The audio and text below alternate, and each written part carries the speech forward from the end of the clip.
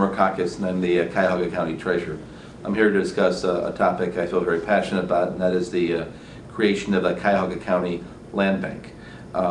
If you live in this town, there's no way you don't know that we are in the worst housing crisis, really since the Great Depression. The devastation caused by the lending industry in this town is unlike anything I've ever seen. Let's talk just quickly about numbers. Foreclosures at about 3,500 in 1995 grew to about 7,000 by 2000, 13,500 in 2006. We were at 15,500 last year. Looks like we're headed for a similar number in 2008. The impact on the county is unlike anything I've ever seen. The outward migration, second greatest population loss of any county in the country in the last 7 years has been right here in Cuyahoga County. 93,000 people have left.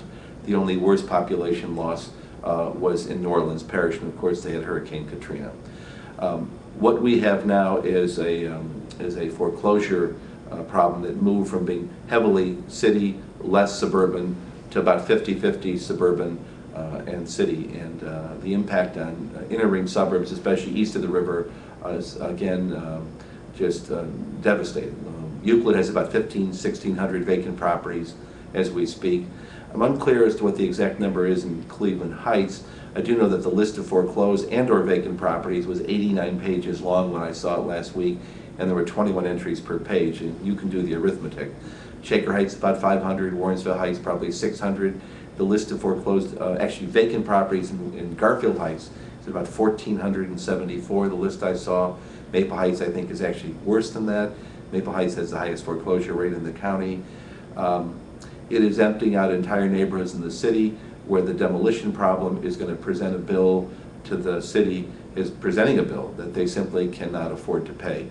The demolition on what will be about 8, 9, 10,000 vacant structures need to be demolished. The demolition bill on those is in excess of $100 million. I talked about this last week at the City Club. Just wait until the auditor does the reappraisal in '09. I have never seen this, but I'm sure we'll see it then. I'm sure the duplicate in Cleveland will take a hit. An only 10% devaluation will cost the school district about $3 million and the City of Cleveland General Fund about $10 million. It could be much worse. Figures released in the Plain Dealer a couple of months ago show that the decrease in population on sales in Cleveland was in excess of 50%. I think it actually was worse than that. And it's made worse by the fact that the numbers in '06 were probably artificially inflated by the run-up in this phony real estate market, and now they're going to plummet as prices reach their real selling point. So we're moving on this idea of a county land bank, and that is an idea based on the model up in Flint, Michigan. A guy named Dan Kildee started up in Genesee County. We want to create a public authority that will take control of properties all over Cuyahoga County, not just in Cleveland, but in places like Shaker and Cleveland Heights and Lakewood and Parma. And we're going to do that in a variety of ways. Initially, once we have this authority created, which will be created by a state law we're attempting to get passed, the authority will have the authority to take property in, sell, swap, trade. It's a very broad, expansive section of the code.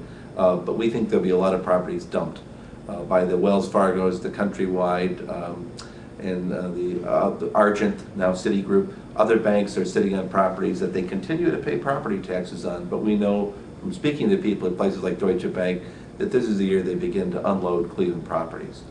So we want to be in a position to take those properties in and do a triage. Some will be saved, some will be mothballed, some will be torn down. And I would also add that cities in this county will have the first crack at these properties. But we think the volume, especially in Cleveland, will be so great they're going to need some assistance, and we think the land bank can do that. So the land bank will give us the authority to take these properties in. We're going to change the way we collect delinquent property taxes. Again, this is a model we copied from Genesee County, Michigan.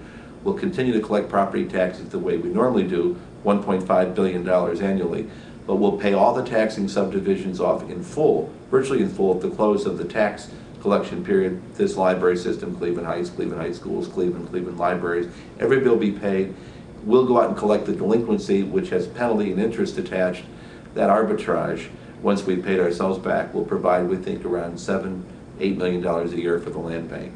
The third major change this law will provide is that when we do foreclose on properties that are tax delinquent, instead of having those going out to the general public, where they tend to be cherry-picked, the better properties are purchased, the worst properties are let go, we will take all those properties in. So we quickly think we'll begin to assemble land, and the purpose of the land bank is to raise money for demolition. We'd like to view this as a regional issue.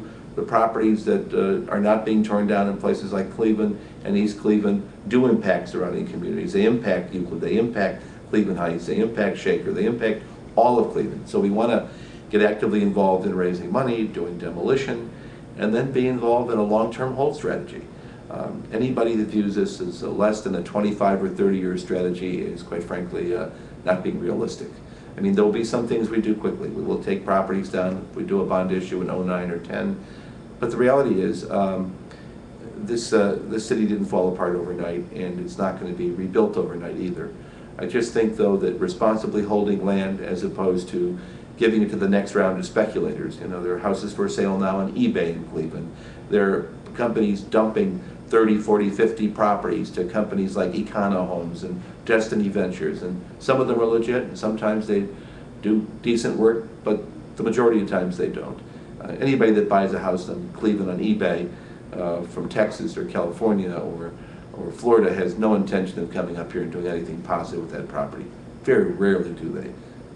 So our goal is to create an authority that speaks for the public as it relates to the issues of land, aggressively pursues land assembly, works with the cities that make up Cuyahoga County, raise money to assist Cleveland and East Cleveland in demolition, and fight for the people who live in this community and trying to deal with this devastation caused by the subprime lending crisis.